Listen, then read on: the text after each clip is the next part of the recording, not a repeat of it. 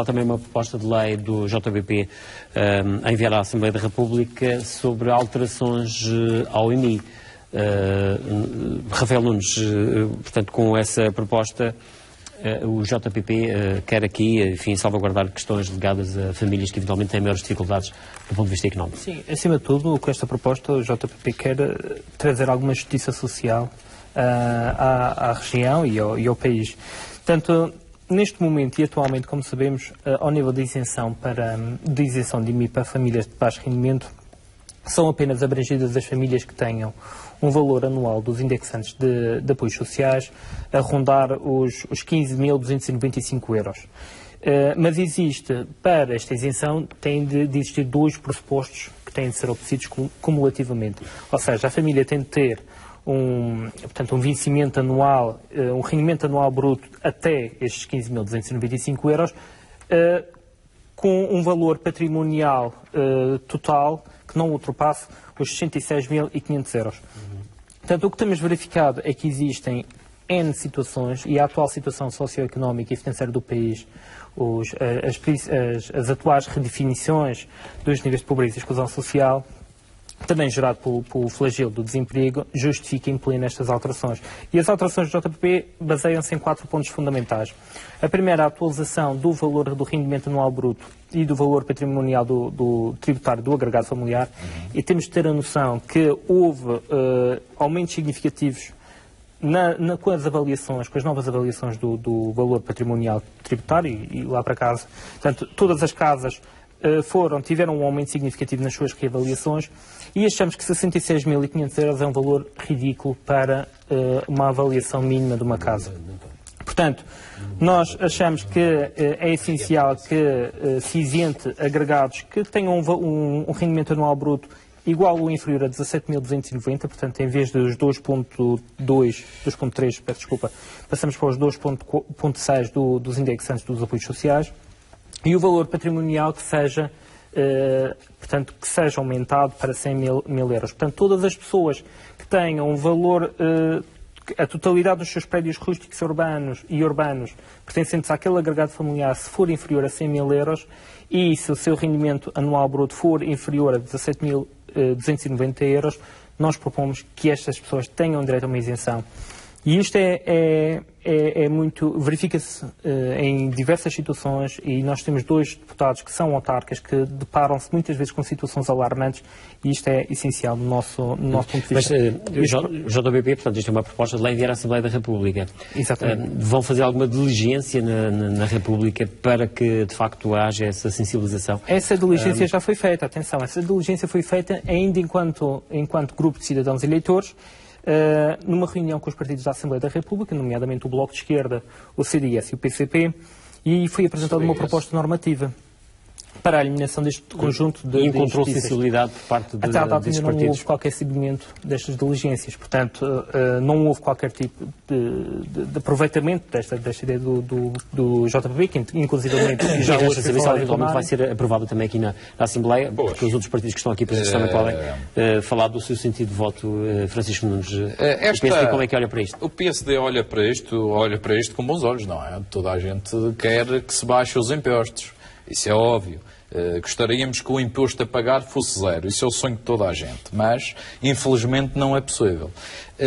Esta proposta é uma proposta que visa aumentar a isenção de algumas famílias pelo pagamento do IMI. O IMI já achamos por si só que é um pagamento injusto, já que toda a gente deve ter direito a casa e está a pagar por um direito. Mas infelizmente existe e é uma grande receita dos municípios. E o que achamos alarmante aqui nesta proposta é que o JPP afirmou perentoriamente esta manhã na Assembleia que fez esta proposta com base em 2 ou 3 contactos em alguns departamentos da autoridade tributária. E achamos que isto é legislar falado de uma forma leviana sobre aquilo que é uma receita essencial e fundamental para os municípios. Até achamos estranho que seja a JPP a propor isto, quando tem uma natureza de índole autárquica e municipal, e com certeza que as finanças da Câmara de Santa Cruz não estão bem, nem estão melhores do que aquilo que estavam, e com isto ainda vão ficar muito piores, não é? Porque, e não sei se foi verificado ou não, se foi feito um estudo ou não, sobre o impacto que isto pode ter nas 308 freguesias, 308 câmaras municipais deste país. O que é que terá a dizer o Porto Santo e o Funchal, que têm grandes receitas sobre o IMI? Quer dizer, e o JPP está a propor o rendimento, o indexante 2,6 vezes o valor anual do IAS. Porquê é que não é 2,7? Porquê é que não é 3? Porquê é que não é 30? Porquê é que são 100 mil euros? Porquê é que não são 105 mil euros? Quer dizer, isto são tudo questões que se colocam. Quando é para baixar impostos, é uma medida altamente populista, em que o JPP traz isto aqui. E achamos ainda mais estranho que é o JPP, que é o partido com o recorde do Guinness de taxas nesta legislatura autárquica, não é? Que é a taxa para a proteção civil, é a taxa para aqueles que nos visitam, para os turistas. E agora joga para a Assembleia da República aqui um diploma que sabe que vai ficar no congelador, que isto não passa na Assembleia da República. Os contactos que fizeram na altura, como já teve a oportunidade de ver aqui, foram efêmeros e não resultam em nada. Francisco Nunes, mas esta proposta ganharia mais força se eventualmente saísse daqui com uma votação. Claro. Imaginemos, por exemplo, por unanimidade ou o maior número de grupos parlamentares possíveis. A questão é se o PSD, portanto, pelo que me diz, não aprova nem vai aprovar esta iniciativa. É isso mesmo, o PSD nem aprova nem reprova, há de se abster nesta proposta. Rafael Nunes, faça aquilo que foi dito aqui pelo PSD, quer repostar? É interessante verificar que o PSD não aprova porque vai ser congelado na República. Isto é algo que temos de considerar. Não é por causa disso. E temos de ter a noção que nós somos nós temos autarcas nos Juntos pelo Povo. Efetivamente temos a Câmara de Santa Cruz, mas neste momento temos uma situação de sujeitos. Temos, e dou um exemplo muito prático, temos famílias em que ambos os membros estão desempregados, têm famílias a seu cargo, muitas vezes têm idosos a seu cargo, têm custos com medicamentos e têm uma casa.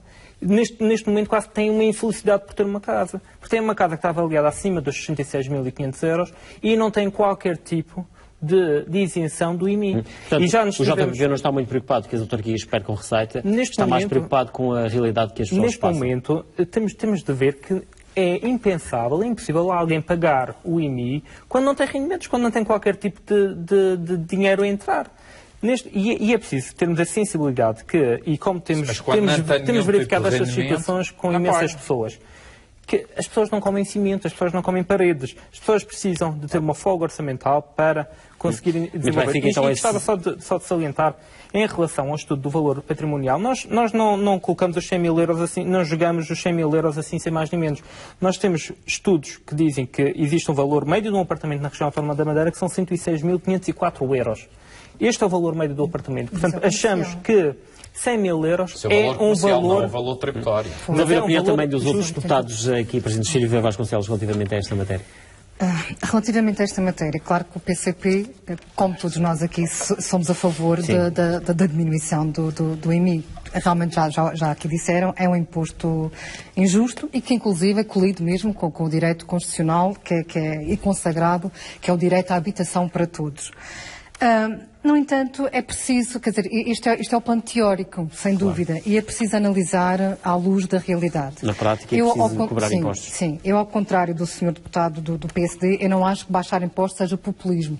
Às vezes é mesmo uma questão de necessidade, ou então de... Não, baixar impostos, é pregoar aos sete ventos. Mas às vezes baixa-se, e ainda bem, e falar que proposta, se for aprovada, agora, nem sempre... O PSD baixou impostos no orçamento que aprovou da região. Não foi populista por causa disso. Não foi populista. Não é por aí. Acho que não é propriamente o argumento que é mais ajustado a estas matérias.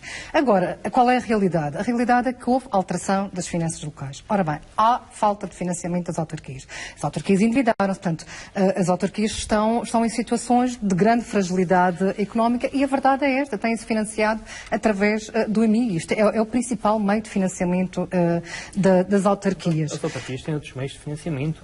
Não sobre pessoas que não têm qualquer tipo de... Mas é o principal. É sobre pessoas que consomem água. É o principal.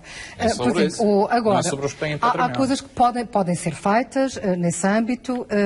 Por exemplo, o PCP sugeriu, acho que foi na Câmara de Santa Cruz, foi na Câmara do Funchal e também na Câmara de Lourdes. E foi aprovado na Câmara de Santa Cruz e no Funchal. Uma comissão paritária entre os municípios, obviamente, e as finanças, de forma a que se possa fazer uma reavaliação.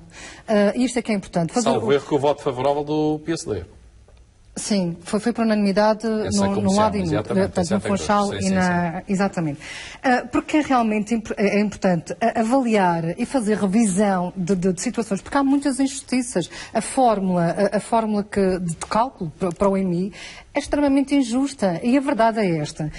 Quando entra na fórmula um coeficiente que se chama vetustez, de outra maneira é a antiguidade, ou seja, o património é antigo, vale menos. Isto é mesmo assim. E a lei já contempla isto. Portanto, isto automaticamente, a verdade é que todos os anos o IMI deveria baixar, porque os prédios vão aumentando a antiguidade. Isto pela forma. Isto na prática seria assim, mas depois há as taxas, etc, etc. Agora, realmente é preciso ter atenção, porque do IMI, 98% ou 98,5% é para os municípios. Quer dizer, nós não podemos correr riscos, ainda mais nesta conjuntura, dos municípios caírem em falências técnicas. O IMI é injusto, sem dúvida. Quer dizer, no fundo, que estamos aqui estamos num beco sem saída, quer dizer, por um lado... É complicado. É reduzir os impostos. Agora, se se arranjarem alternativas, ainda hoje, acho que era o Sr. Deputado Independente, estava a falar, então, olha, aumenta-se a derrama para as empresas... Aumenta-se a derrama, as empresas fazem do município... Às vezes há pontos de equilíbrio, é uma questão de ajustamento, é uma questão às vezes de estudos. E agora, sim, sem dúvida. Rui Barreto, também a opinião do CDS sobre isto?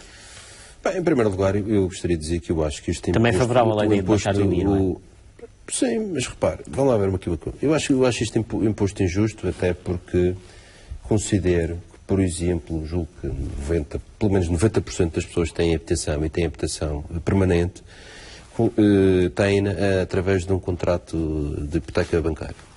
E, portanto, nem sequer só donos do imóvel no final do prazo. Portanto, é um empréstimo com garantia e hipoteca. A garantia é o próprio imóvel. E, portanto, as pessoas já estão a pagar o IMI durante 30, 40 anos de um imóvel que só vai à posse no final do empréstimo. Acho isto de uma perfeita injustiça. Agora, há aqui uma questão, e aliás está respaldado constitucionalmente. Agora, há aqui uma questão. Este imposto foi criado. Este imposto agora foi agravado durante o programa de ajustamento económico e financeiro. Porque, aliás, era uma condição... Não em Santa Cruz. Uma condição do programa de ajustamento. Portugal, quando assinou, fez o pedido de resgate, da atualização do valor patrimonial e dos respectivos jornamentos que agora estão a ser revistos, mas que, segundo julgo saber, o vulgo índice de localização. Mas, no fim, quer dizer, vai ser feita aqui uma maior repartição. Quem pagava mais vai pagar um bocadinho menos, quem pagava menos vai pagar um bocadinho mais, mas o valor da receita é para se manter.